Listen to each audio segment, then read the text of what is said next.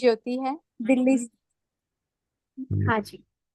दिल्ली से हूँ मैं। हम्म। हाँ जी, जैसे कोई सिचुएशन आती है तो उस टाइम भूल जाता है कि मैं पार्ट में प्ले कर रही हूँ और आत्मा हूँ। उस टाइम क्या मतलब ऐसी प्रैक्टिस करी जाए कि याद रहे, फिर थोड़ी देर बाद याद आता है। उस टाइम इमोशंस और फीलिंग्स बहुत आ जाती हैं, चाहे वो पार्ट में ही आ रही हैं, हम्म। लेकिन उस टाइम वो सिचुएशन के टाइम भूल जाता है कि मैं आत्मा हूँ, पार्ट प्ले कर रही हूँ। हाँ जी। तो उसके लिए क्या प्रैक्टिस करूं कि मतलब उस टाइम भूले नहीं।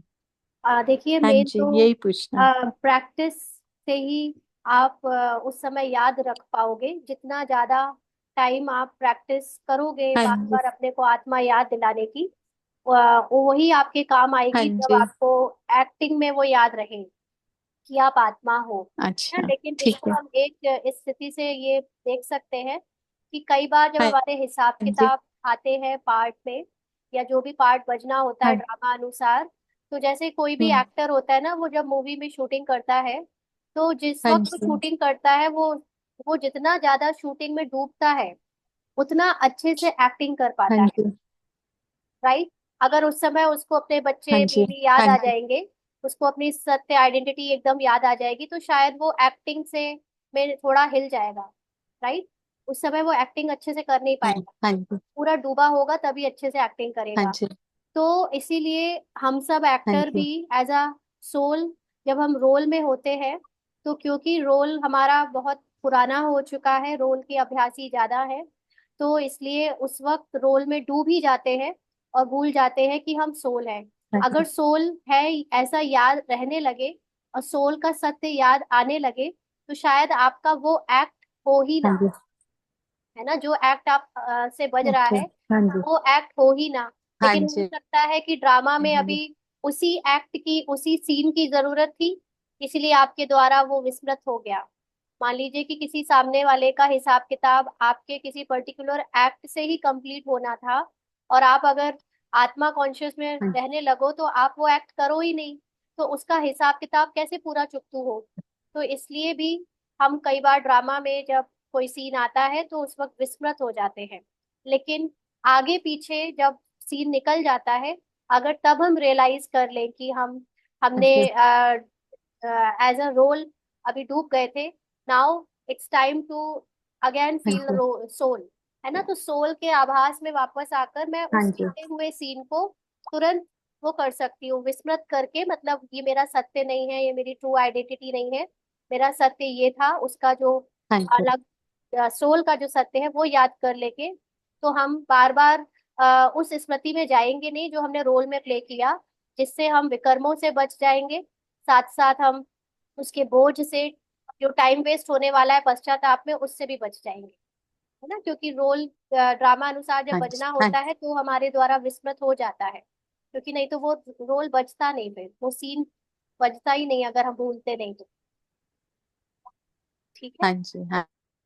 हाँ जी। ठीक है। हाँ जी, ठीक है। Thank you so much. ओम शांति। और किसी को कोई डाउट ठीक है। पूछना है? ओके। तो जब तक आप लोगों को कोई डाउट आए तो आप पूछ सकते हैं एक बार, जब बीच में कहीं भी ब्रेक होता है। तो आज हम लोग थोड़ा सा समझते हैं, जो बाबा ने आज मुरली में एक बात उठाई, दो तीन बातें हैं, उसको गहराई से समझते हैं। बाबा ने जो आज बात करी है ना मुरली में चांद सितारों की, कि कैसे ब्रह्म तत्व में चांद सितारे जो है वो ऊपर रहते हैं, मतलब कैसे खड़े हैं, कुछ देखने में नहीं आता, वो किस चीज से एक जगह पर खड़े हैं, कोई कौन सा फोर्स है जिससे वो अपनी जगह बदलते नहीं, एक ही स्टेट पे रहते हैं, वो देखने में नहीं आता, ब्रह्म तत्व है। ऐसे ही बाबा आत्माओं के घर को भी ब्रह्म तत्व कहता है। राइट है ना, तो ये ब्रह्म तत्व कोई दो दो तो नहीं हो सकते, एक ही ब्रह्म तत्व है, जहाँ पर वो वाले जो जड़ स्टार है वो भी है, और जिसको बाबा सोल कहता है, आत्मा कहता है, जिसको बाबा ने स्टार का रूप दिया है, या पॉइंट ऑफ लाइट का रूप दिया है, उसको भी बाबा कहता है कि वो भी ब्रह्म तत्व में रहते हैं। तो ये बात आज हम थोड़ा समझने की कोशिश करते हैं कि आत्मा को बाबा ने जो नाम दिया आत्मा, एक्चुअली बाबा ने नहीं दिया ये नाम, तो भक्ति मार्ग से ही सुनते आ रहे हैं आत्मा नाम। है ना। और फिर आत्मा के साथ साथ बाबा ने जो बताया कि आत्मा का जो स्वरूप है वो है एक सितारे के जैसे, या एक पॉइंट ऑफ लाइट। हम्म। तो ये जो दो बातें हैं, नाम और रूप, तो बाबा अभी 2 दिन पहले मुरली में कह रहा था कि कोई भी चीज को नाम रूप के सिवा वर्णन किया ही नहीं जा सकता। जब किसी चीज का कुछ नाम रखा जाए या किसी चीज का कोई रूप डिस्क्राइब किया जाए, तभी हम उसका वर्णन कर सकते हैं, उसके बारे में बात कर सकते हैं, उसके बारे में समझा सकते हैं।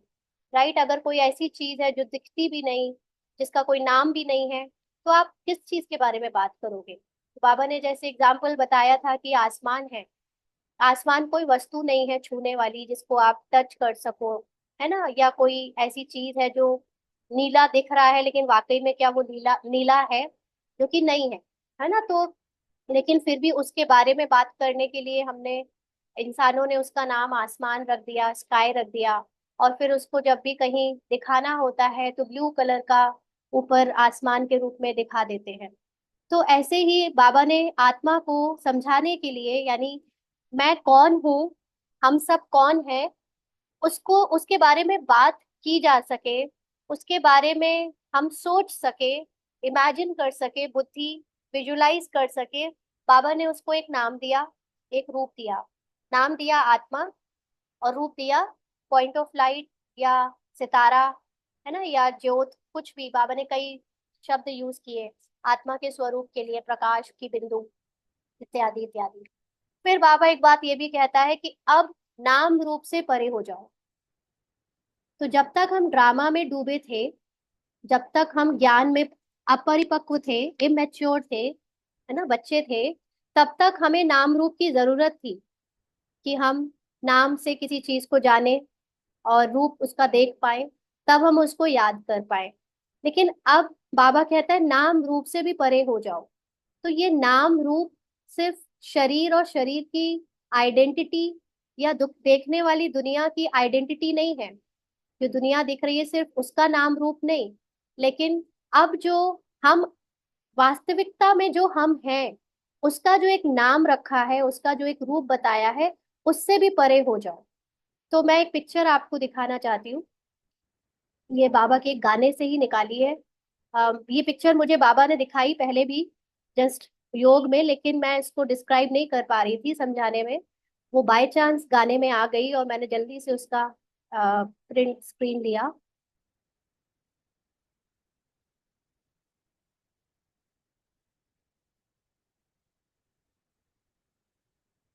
आप लोग जो स्क्रीन पर ये पिक्चर देख रहे हो, बाबा हमको जैसे बार बार ये जब ये कहता है परम धाम, आत्माओं की दुनिया, ब्रह्म तत्व में आत्माएं रहती हैं, तो बाबा जानता था कि ये बच्चे अभी बहुत ज्यादा फिजिकल आइडेंटिटी में डूबे हुए हैं, 5 तत्वों की स्मृति में है, और अपने आप को कोई ना कोई आइडेंटिटी या नाम रूप में ही फंसे हुए हैं।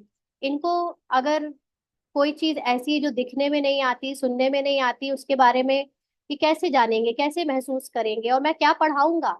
मुझे भी तो शब्द चाहिए पढ़ाने के लिए, डिस्क्राइब करने के लिए, है ना। तो बाबा ने इसीलिए हमको पहले तो अपनी आइडेंटिटी को, जो रियल आइडेंटिटी है आत्मा की, उसको अलग करने के लिए एक तरह से मुरलियों में ये कहा कि वह बहुत दूर दूर दूर से परम धाम से आया हूँ, ब्रह्म तत्व से, जहाँ सिर्फ आत्माएं रहती हैं। फिर बाबा बीच बीच में कई मुरलियों में ये वर्ड यूज भी कर लेता है कि ब्रह्म तत्व में सूरज चांद सितारे भी रहते हैं। और एक तरफ से बाबा कहता है कि आत्माओं की दुनिया में सूरज चांद सितारे कुछ भी नहीं होते, वो इन सब से परे है, 5 तत्वों से परे है। आत्मा स्व प्रकाशित है। जैसे बाबा स्व प्रकाशित है, वैसी आत्मा भी स्व प्रकाशित है। तो ये एक अंडरस्टैंडिंग जब हमने समझी थी, तो उसका भी एक लॉजिक रहा होगा बाबा क्यों, कि ये बच्चे अभी फिजिकल आइडेंटिटी में इतने डूबे हैं। जब तक इनको इस 5 तत्वों की दुनिया के बहुत दूर ना ले जाओ बुद्धि से, तब तक ये कुछ अलग अपने को महसूस नहीं करेंगे। क्योंकि अपने को आत्मा महसूस कराना बहुत मेहनत का काम है उनको, जो पूरी तरह शरीर के भान में है, शरीर की इतनी पहचानों में डूबे हुए हैं। तो ये जो आप देख रहे हो एक चित्र, जिसमें ये फोटो में छोटी छोटी आत्माएं दिख रही हैं, ये स्टार्स नहीं है, ये जड़ स्टार्स नहीं है, ये आत्माएं हैं।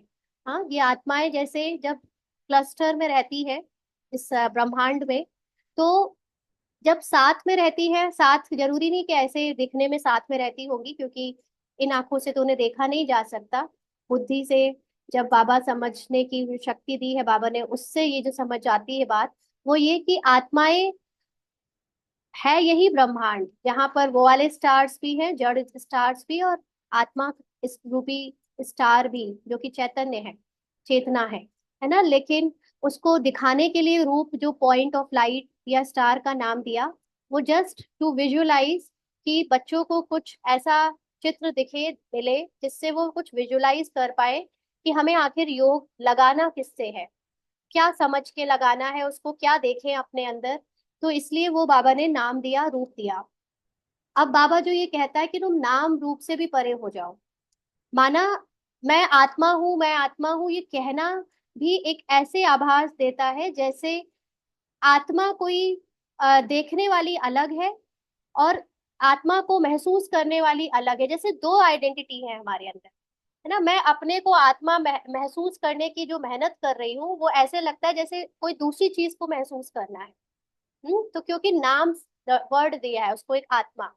जबकि जब हम कहते हैं आई एम, यानी मैं हूँ, मैं ही हूँ जिसको आत्मा कहा जाता है। लेकिन अगर ये आत्मा वर्ड हटा दे, सिर्फ मैं हूँ, ओम यानी आई एम, है ना, I am just a being, मैं हूँ, ये मेरा होने से ही इस शरीर के द्वारा बोला जा रहा है, शरीर के द्वारा देखा जा रहा है, सुना जा रहा है, सारी हरकतें हो रही हैं, है ना। जैसे एक बिजली के तार में करंट होती है, अब वो करंट की कोई अलग अलग परिभाषा नहीं है कि ये वाला करंट है कि वो वाला करंट है, सारे तार का करंट एक जैसा होता है।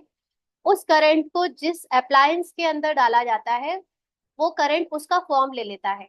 अगर पंखे के अंदर डालोगे तो वो हवा फेंकने का फॉर्म ले लेगा, घूमने का। अगर उसको टोस्टर में डालेंगे तो वो कुछ चीज को गर्म करके सेकने का फॉर्म ले लेगा। अगर उसको बल्ब में डालेंगे तो वो कुछ जला देने का, प्रकाशित करने का फॉर्म ले लेगा। यानी एनर्जी, सोर्स और एनर्जी सेम है, बट वो जिस चीज में जाती है, जिस रूप में उसको यूज किया जाता है, वो फॉर्म बाहर की चेंज होती रहती है। ऐसे ही आत्मा, हम सब जो एक एनर्जी है, एक बीइंग है, उनको जब जिस पार्ट में डाला जाता है, जिस समय के जिस पार्ट में डाला जाता है, वो उस पार्ट के अकॉर्डिंग उसको शक्ति देने लगती है। वो चाहे हमारा सतो प्रधान पार्ट है, चाहे तमो प्रधान पार्ट है। जिस पार्ट के समय आत्मा जिस चीज में एंटर करेगी, जिस चीज की दुनिया चल रही है, उस चीज का पार्ट प्ले होने लगेगा, आत्मा सिर्फ शक्ति देने का काम करने लगती है उसको।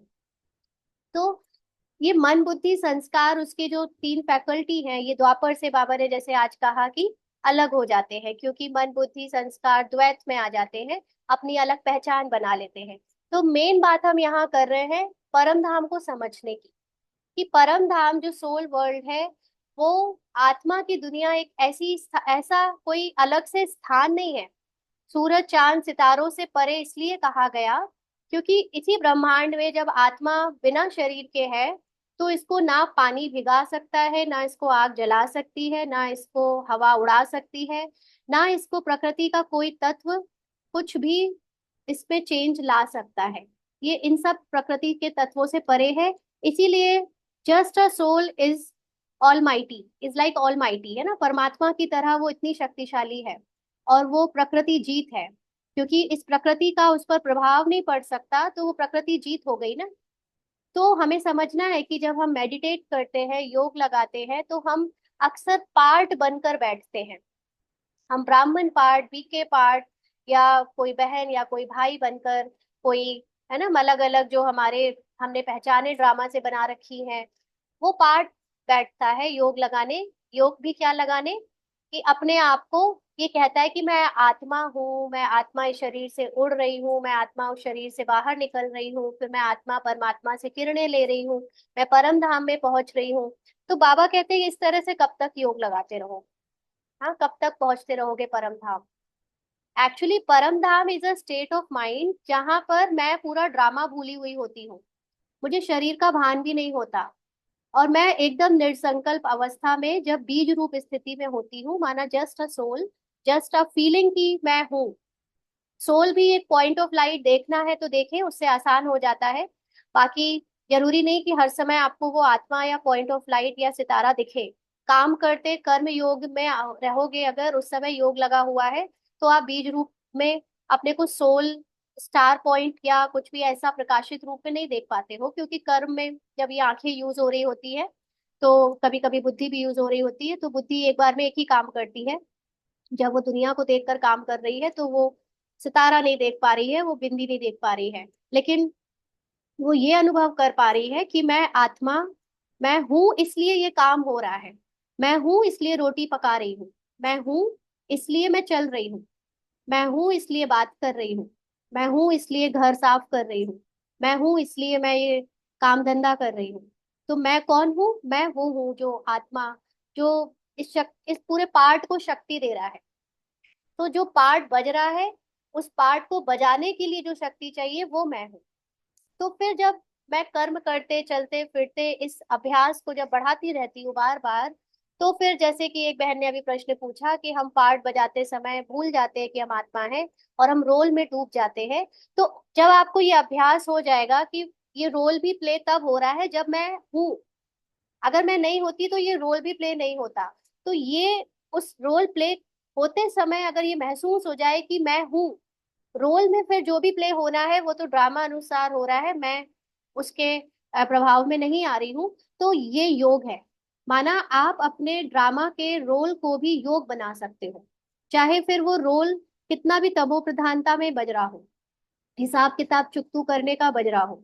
उस समय अगर आपको याद आ जाए कि मैं आत्मा साक्षी होकर देख रही हूँ ये रोल प्ले होते हुए, वो वो इंसिडेंट आपके लिए योग बन जाता है, वो मेडिटेशन बन जाता है, वो आपके लिए अपने को आत्मा समझना और साक्षी होकर उस पार्ट को देखना, ये योग है। तो बाबा हमको शुरुआत में बैठकर निष्ठा में बैठो, काफी काफी देर घंटों बैठे रहो, बैठ की प्रैक्टिस इसलिए ही कराता था, अमृत वेले का महत्व इसीलिए करा बताया बाबा ने, क्योंकि काम करते हुए क्योंकि पहले के घर गृहस्थी और आज की घर गृहस्थी में बहुत अंतर है। पहले की घर गृहस्थी में जॉइंट फैमिलीज होती थी, कोई भी ऑनलाइन इंटरनेट ऐसा कोई मीडियम नहीं होता था जिसके द्वारा जो हम पाठधारी हैं वो आ, इतने अच्छे से कुछ विजुअलाइजेशन या नॉलेज ले सके, अकेले में बैठकर जिसको देख सके सुन सके। बाबा के समय पे हर कोई मसाला पीट कूटने से लेकर, है ना, चप्पल सिलने तक हर कोई काम अपना अपना करता था, घर में घी निकाल रहा है। वो दुनिया, वो समय एक ऐसा समय था जब हर काम हाथों से होता था और उसमें पूरी बुद्धि लगती थी। और उस समय बैठने का समय नहीं मिलता था, जॉइंट फैमिलीज में अलग से योग करने का समय नहीं मिलता था। तो अमृत वेले खास बाबा कहता था कि महत्व है, उठो, उस समय पूरी दुनिया सोई रहती है, आप अपने आप को आत्मा निश्चय करने का अभ्यास उस समय करो। उस समय जो शक्ति भर लोगे अपने को आत्मा निश्चय करके, वो पूरे दिन आपको चलाएगी। लेकिन कई बार देखने में ये आता है, अनुभव से कह रहे हैं कि जिस जब सुबह का योग बहुत अच्छा लग भी जाता है, मैं हम क्योंकि योग अभी तक ऐसे लगाते आए कि किरणें गिर रही हैं, हम भर गए हैं, हम भरपूर हो रहे हैं, उस समय तो बहुत अच्छा हो गया। लेकिन फिर पूरे दिन जैसे सुबह इतना अच्छा हो गया कि पूरे दिन भूले होते थे कि मैं आत्मा हूँ, है ना, क्योंकि कई बार वो सैचुरेशन हो जाता है माइंड का। जबकि अभ्यास ये करना था कि जब से आंख खुली तब से सोते समय तक हमको हर समय याद रहे कि मैं आत्मा हूँ। तो अगर अमृत वेले से उठने के बाद भी हम ये पूरे दिन याद नहीं रख पा रहे हैं कि मैं आत्मा हो, बन आत्मा, खुद आत्मा मैं हूँ और ये सारे काम को देख रही हूँ होता हुआ, तो भी फिर वो योग नहीं है ना। बीच बीच में सिर्फ बैठकर योग लगाने से हम कंप्लीट सोल कॉन्शियस नहीं बन सकते। हमें हर समय काम करते चलते फिरते सोते जागते ये याद रहे कि मैं आत्मा हूँ, तब जाकर हमारी निराकारी स्थिति बन पाए।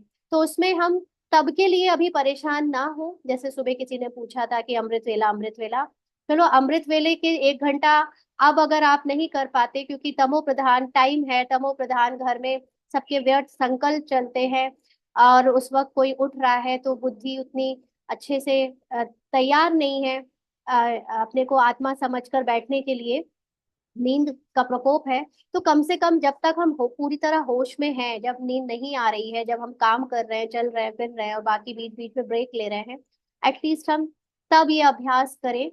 और ये अभ्यास को ही हम इतना बढ़ा दें कि फिर जब हमारी अवस्था निरंतर आत्मिक अवस्था बन जाए, तो सोने पे भी जब जाए तो सोते समय भी आत्मा को अंदर ही अंदर सबकॉन्शियस में ये याद रहे कि मैं आत्मा नहीं सो रही हूँ, शरीर सोने जा रहा है, आत्मा तो अभी भी बाबा की याद में बैठी है।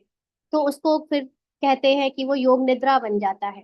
फिर आपको कोई सिर्फ अमृत वेले की बात नहीं है ना, कि सिर्फ अमृत वेला बाबा आपसे मिलन मनाने आता है, ऐसी बात नहीं रह जाती। बाबा अमृत वेला यानी पूरे संगम युग में बच्चों से मिलन मनाता है ना। तो अमृत वेला पूरा संगम युग है।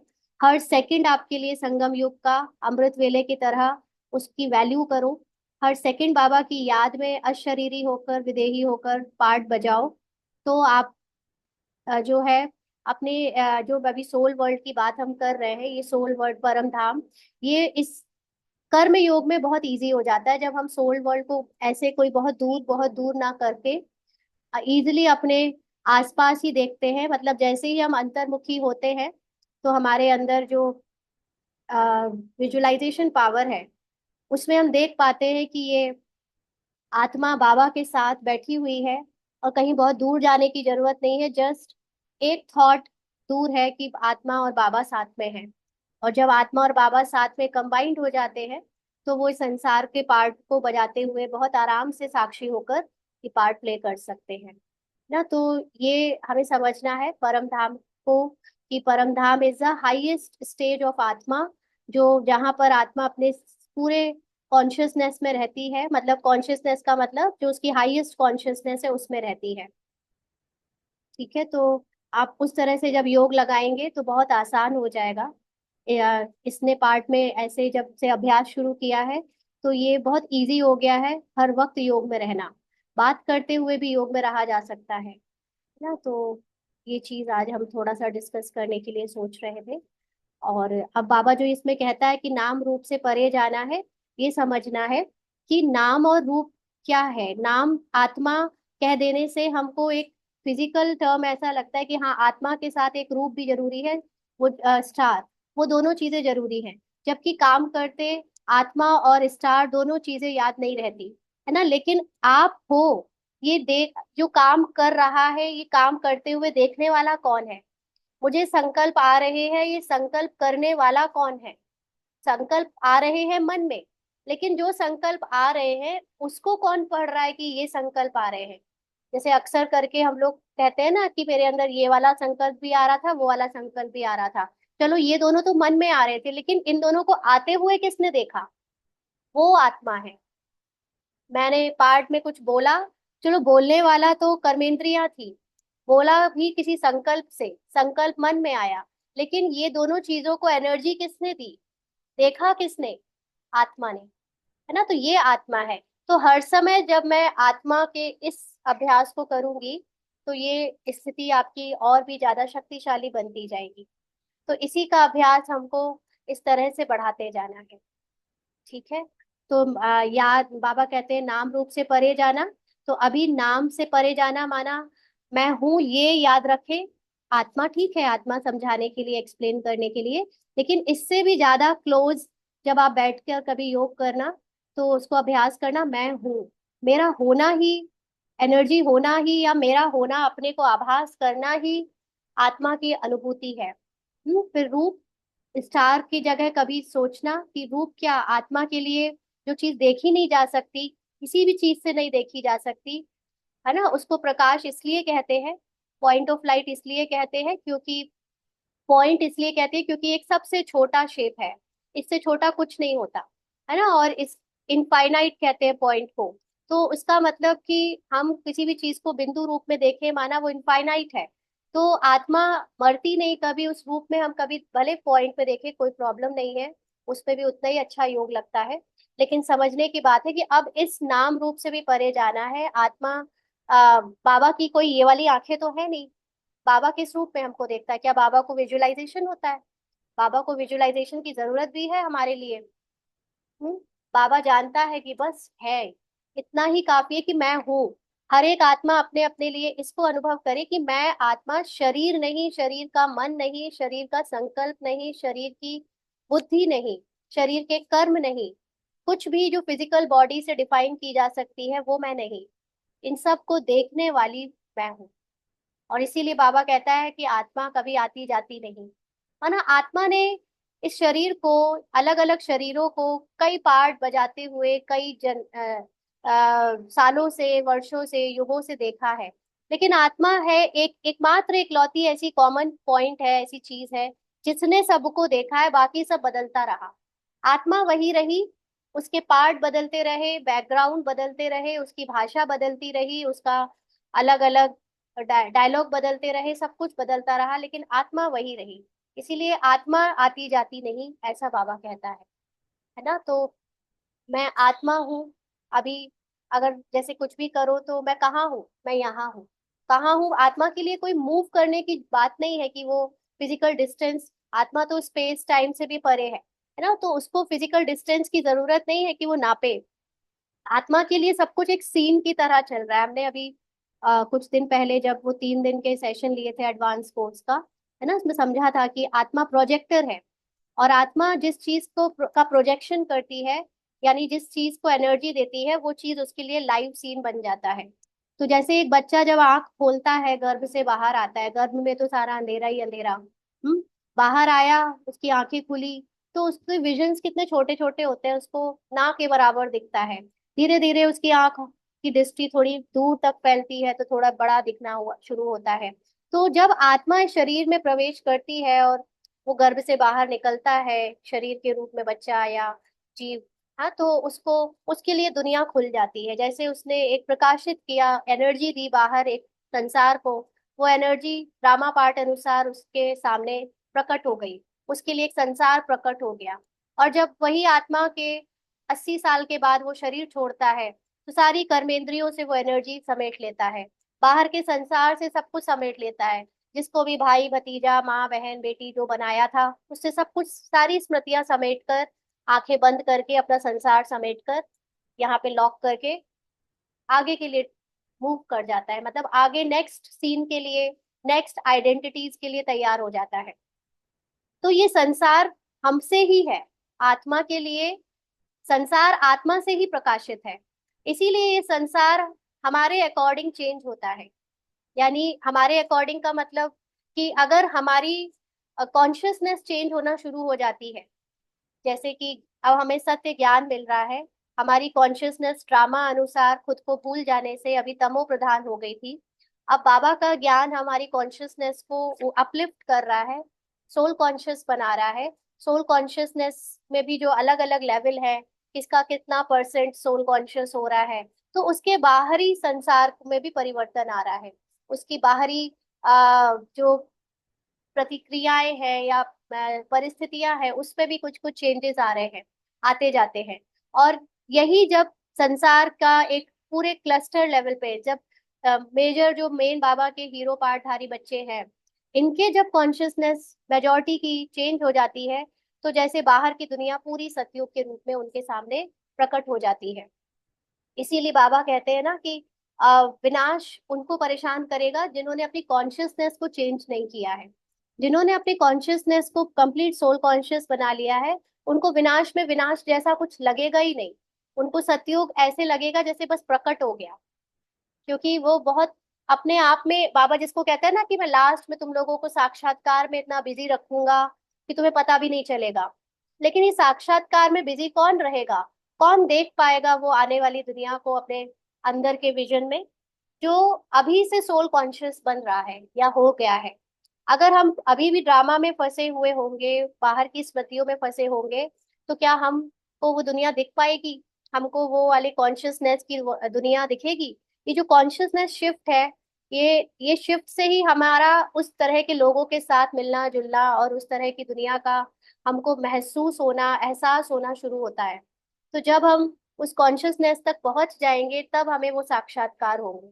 और नहीं हो पाएंगे तो जैसे जैसे ड्रामा का सीन टिक टिक टिक टिक करके घड़ी एंड की तरफ पहुंच रही है, और वो जो लास्ट का पार्ट आएगा जिसमें क्लाइमेक्स एंड होना है, और अगर उस समय तक हमारा कॉन्शियसनेस शिफ्ट नहीं हुआ, हम उस साइड की दुनिया में रह गए जहाँ बॉडी कॉन्शियसनेस बना हुआ है, तो हमारे लिए वो जैसे उस साइड जाने वालों के लिए जय जयकार और इस साइड रहने वालों के लिए हाहाकार हो जाएगा।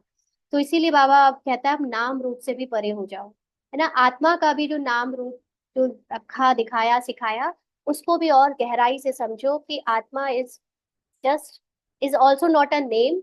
मैं हूं, बस यही एक फील कर, अपने को फील करना ही आत्मा है ना। आत्मा नाम भी भूल जाओ। अभी हम इसलिए बोल रहे हैं क्योंकि हम, मैं कैसे आपको बताऊं कि मैं हूँ, इसके बारे में बात कर रहे हैं, इसीलिए ना किसी चीज के बारे में डिस्क्राइब करने के लिए नाम रूप बताना जरूरी हो जाता है। और जब आप उस स्थिति में स्थित हो जाते हो, आपने अपने को अनुभव कर लिया, तो आपको ये भी बोलने की जरूरत नहीं कि मैं आत्मा हूँ। बस मैं हूँ, इतना ही काफी है। लेकिन मैं हूँ आपको कैसे डिस्क्राइब करूं, मैं तो उसके लिए आत्मा शब्द यूज करना पड़ रहा है।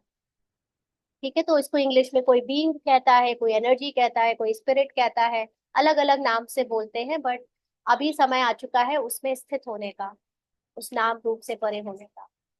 ठीक है, किसी को यहाँ पे कुछ पूछना है इसके बाद? हाँ जी, बताएंगे। कोई है? कोई प्रश्न नहीं है किसी को? और बाबा ने आज कहा, हाँ जी, रीता बहन, आप अनम्यूट कर सकते हैं। जी हाँ बताएं। जी, ओम शांति। जी। आवाज आ रही? हाँ हाँ, आ रही है। हाँ जी, मुझे ये पूछना है कि जैसे, हाँ जी, इस ज्ञान में आने से पहले किसी के बारे में पढ़ते थे कि एनलाइटेंड पर्सन, हम्म। तो वो यही होता है कि वो अपने आप को फील कर पाता है। राइट। एनलाइटनमेंट का मतलब ही ये होता है, जो आत्मा स्व प्रकाशित है, जो मैं स्वयं हूँ, उसको अपनी वास्तविकता को अनुभव कर पाना। और क्योंकि आज तक एनलाइटनमेंट एक बहुत पहले मेहनत वाला काम माना जाता है रहा है, जिसके लिए लोग संन्यास करके बाहर भागते रहे, बहुत मेहनत करते थे, तो वो इतना मेहनत वाला काम हर कोई नहीं कर सकता था। और उसी के बाद जो जितने ज्यादा लोग एनलाइटन होंगे, उतनी जल्दी उस जगह की ग्लोरी बढ़ेगी। तो भारत की ग्लोरी इसीलिए खत्म हुई क्योंकि यहाँ पर सब भूल गए थे कौन क्या है ना। तो अब जितने जितने ब्रह्मा कुमारी का जो पार्ट है हम सबका, बाबा ने हमें जो अपना बच्चा बनाया, ये मोस्ट इजीएस्ट तरीका है एनलाइटेंड होने का, जिसमें कोई हठ योग नहीं करना है। क्योंकि ज्यादातर रास्तों में कोई प्राणायाम से शुरू कर रहा है, कोई हठ योग से शुरू कर रहा है, कोई अलग अलग साधना से शुरू कर रहा है। बट अल्टीमेटली हर कोई अपने सोल कॉन्शियसनेस को ही अनुभव करना चाहता है। और यहाँ पर हमको सोल कॉन्शियसनेस बाबा के ज्ञान से, मनन चिंतन से और बाबा की बताई हुई विधियों से बड़े इजीली प्राप्त हो रही है, घर गृहस्थी में रहते हुए। इसीलिए ये वाला राजयोग कोई मनुष्य नहीं सिखा सकता। हाँ जी, आप कुछ कह रहे थे रीता बहन। तो पहले तो जैसे इम्पॉसिबल लगता था, इम्पॉसिबल लगता था कि क्या कभी ये आत्मा भी एनलाइटेंड हो पाएगी। बिल्कुल, आप हो रहे हो ना। तो अभी जैसे बाबा, आपने अब बताया कि, ये इम्पॉसिबल हाँ जी, इसलिए हाँ जी, लगता था ना क्योंकि मनुष्य सोच लिमिटेड बुद्धि है। जिसका हाथ भगवान ने थाम लिया, भगवान क्या नहीं कर सकता। अब तो भगवान का काम है ना हमको इनलाइटेंड करना, तो भगवान को करने दे रहे हैं, तो इसलिए इतना इजी हो गया। किसी ने सोचा था घर गृहस्थी में रहते ब्रह्मचारी रहेंगे, घर गृहस्थी में रहते पवित्र भोजन खा पाएंगे? सपनों में भी नहीं होगा दूर दूर तक, है ना। तो ये भगवान का काम है। इसीलिए तो आज बाबा ने कहा कि वो चिन्मय आनंद और दूसरे दूसरे लोगों को भी पता नहीं है कि ब्रह्मा कुमारी जो ज्ञान दे रहे हैं, अगर वो अपने मुंह से एक बार बोल दे तो भीड़ लग जाए यहाँ, है ना। वो लोग जो सिखा रहे हैं, वो जो घर गृहस्थी वालों को हम्म, पूरी तरह वो भी इनलाइटेंड नहीं कर पा रहे हैं। और बाबा के बच्चे देखो कितनी आसानी से इनलाइटेंड हो रहे हैं, प्यार में डूब के, है ना। हाँ हम्म। जी। और जैसे कुछ? मुरलियों में भी कई बार बाबा ने बताया कि मैं ही पुरुषार्थ कराता हूँ। बिल्कुल, ड्रामा आपसे पुरुषार्थ हाँ करा जी, देगा। आवाज आ रही है? जी, हाँ बाबा ने जी, कहा तो है ना। मुझ हाँ, इस पार्ट में अभी ये फील हो रहा है कि वही करा रहा है, मेरे बस का तो था ही नहीं। हम सबको ऐसे ही लगता है, पीछे मुड़ के देखते ना, आज भी डर लगता है ये सब कैसे कर लिया, दोबारा कोई कह दे तो नहीं कर हम्म, सकते, है ना। ये हम्म। कैसे बाबा सब कुछ कराता जा रहा है, ये मिरेकल लगता है, सपना लगता है एक। हाँ जी। थैंक यू और बाबा, थैंक यू। भगवान भाई, आप कुछ कह रहे थे? ओम शांति। जी। जी बहन जी, ओम शांति। जी। आवाज आ रही? हाँ हाँ, आ रही है, पूछिए। जी। आप बहुत अच्छी अच्छी बातें कह रहे हैं, बहुत मतलब लॉजिकल भी हैं, और जीवन में बहुत इम्प्रेसिबल भी हैं। कहने का मतलब ये है कि बातें तो बहुत सारी हैं, बहुत अच्छी हैं, सारा ज्ञान भरा हुआ है, लेकिन थोड़ा सा सजेशन कहो या मैं एक ऑब्जर्वर करके फील कर रहा था कि हम्म। वही बातों को यदि हम फील करके कहें तो हम्म। कम शब्दों में बहुत अच्छी बात कही जा सकती है। लेकिन हम्म। बहुत सारे शब्दों का इंट्रोड्यूस जब हो जाता है तो दिमाग से वॉश आउट होने लगा, तो मतलब वही वही बात कई बार कई बार कई बार रिपीट की है, तो फिर वो क्या होता कि एज ए मतलब भाषण फील हो जाता है। वो भाषण वाली जो स्टेज होती है ना, वो थोड़ा सा कम रह जाती है। तो थोड़ा सा मैं मुझे ज्यादा जो मैं लग रहा है वो मैं आपके साथ शेयर कर रहा हूँ। बाकी आप जो कर रहे हैं बहुत सारी एनर्जीफुल हैं, बहुत सारी बातें हैं, बहुत सारे वर्ड्स हैं, यानी वर्ड्स ऑफ स्पीड जो है वो बहुत ज्यादा होती है। तो थोड़ा सा फील करके यदि करेंगे तो हमको भी फीलिंग आ जाने लग जाएगी थोड़ा अच्छा। सा। क्योंकि सुना हुआ है ये सब बातें, लेकिन हम्म। वो जो फील करने वाली बात है, मैं आत्मा हूँ, मैं हूँ, जो हूँ मैं ही हूँ, लेकिन हम्म। मैं आत्मा ही सब कर रही हूँ, देख रही हूँ, सुन रही हूँ, आत्मा के द्वारा ही सब हो रहा है। ऐसे का वो फील करके बात कही जाए ना तो ज्यादा मतलब एप्लीकेबल होगी। बस इतनी। जी। चलिए, आपका सजेशन बहुत अच्छा है, लेकिन इसमें ये कुछ नहीं कर सकती क्योंकि ये कुछ कर ही नहीं रही है। ये ना तो बोल रही है, ना तो ये सोच रही है, और ना ही ये करता है। तो जो भी हो रहा है ये बने बनाए ड्रामा की स्क्रिप्ट के अकॉर्डिंग हो रहा है। तो आपका जो कहना है वो आपकी स्क्रिप्ट के अकॉर्डिंग कहना और सोचना है, और इसके पार्ट में जो हो रहा है वो इसकी स्क्रिप्ट के अकॉर्डिंग कहना, सोचना, बोलना है। तो कुछ भी इसमें करने को नहीं है। मैं तो खुद देख रही हूँ ऑब्जर्वर बन के कि आप इससे बात कर रहे हो, और इसको देख रही है कि ऑब्जर्वर बन के, साक्षी दृष्टा होके ये आपसे बात कर रही है। इतना ही बस ये कर सकती है। ठीक है। तो एक प्रकार से हम ये कह रहे हैं कि ड्रामा इज मैकेनिकल, मैकेनिकल मतलब? नॉट करेक्टेबल। नॉट करेक्टेबल? आप बताओ। आप बताओ, बाबा जब ये कहता है ड्रामा फिक्स्ड है, तो आप बाबा से पूछो, बाबा इज इट करेक्टेबल और नॉट? नहीं, बिल्कुल सही है आप। एक सेकंड बातें भी पहले वही तक हैं। एक सेकंड पहले तक जो जब बीता वो करेक्टेबल है। ड्रामा में ऐसे ही था, तो फिर बाबा कहता है जी जिसने जी ड्रामा जी। को नहीं समझा वो ऊंचा पद नहीं पा सकता। आपको पता है बाबा ऐसे क्यों कहता है? क्योंकि ड्रामा में हमको बाबा ये बात भी कहता है कि बताइए। जो बीत चुका है वो ड्रामा है, आप फ्यूचर को ड्रामा नहीं कहो। है ना, बाबा ये भी कहता है। लेकिन जब आप सोल कॉन्शियस होते हो, यस। तो और जब बाबा ने कल कहा कि जो जितना ज्यादा समर्पण बुद्धि या अर्पण बुद्धि, जैसा वर्ड यूज किया था बाबा ने, मुझे वर्ड्स याद नहीं रहते, तो जितना ज्यादा बाबा को अर्पण करे, क्या वर्ड था, कोई बताएगा? कल की मुरली में था ना? कुर्बान कुर्बान कुर्बान, कुर्बान हो कुर्बान, जाना। राइट। हाँ, तो कुर्बान हो जाना। बिल्कुल सही। तो जो जितना ज्यादा कुर्बान होता है बाबा को, वो बच्चे उतने पसंद होते हैं। तो इसके पार्ट को तो बाबा ने पूरी तरह कुर्बान कर रखा है।